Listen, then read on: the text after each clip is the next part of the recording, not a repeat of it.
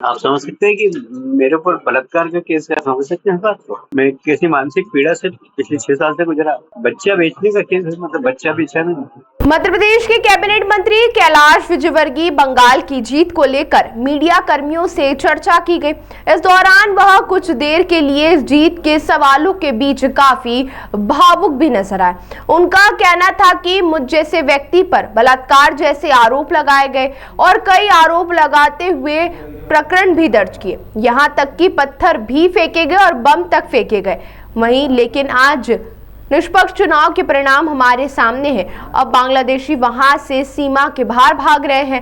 प्रधानमंत्री नरेंद्र मोदी, गृह मंत्री अमित शाह के निर्देशन में एक सशक्त सरकार बनने जा रही है। तो न्यायपालिका को धन्यवाद देना चाहता हूँ कि ममता जी ने हम सबको जेल में डालने की पूरी व्यवस्था कर दी। तो न्यायपालिका इस देश की बहुत मतलब निष्पक्ष है, उन्होंने हमें न्याय दिया, इसलिए मैं आपके सामने बैठा हूँ।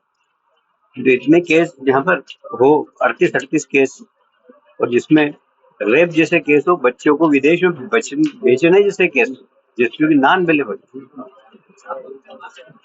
वहाँ शासन का कितना दुरुपयोग होता था, इसी से अंदाजा लगाया जा सकता है कि आप जैसे लोगों पे जो केस किए गए, आपको जानने वाले जितने लोग सब मानते हैं कि ये चीजें कभी सपने में भी नहीं कर सकते अकेला। तो वो तो एक नेक्सस था वहाँ पर, डीएमसी, कुछ अधिकारी और गुंडों, वो नेक्सस ही राज चला रहा था। वो कोई प्रजातंत्र डेमोक्रेसी थोड़ी है वहाँ पर। अब आप यहाँ बैठ कर बंगाल की कल्पना नहीं कर सकते, इतना बता। मतलब आप जा रहे हैं, आपके ऊपर बम फेंका जा रहा है, आप जा रहे हैं, आपके ऊपर गोली चल रही है। आप समझ सकते हो माहौल में।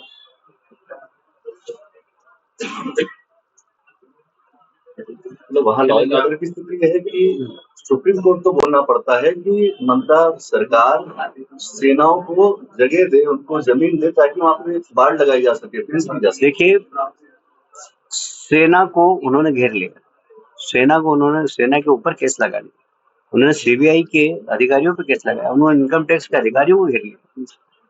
सीबीआई के एक अधिकारी हमारे मध्य प्रदेश के उनके वो ऑफिस में बैठे, उनके घर पे उनकी पत्नी और 2 बेटियां, उनको घर घेर लिया गुंडों।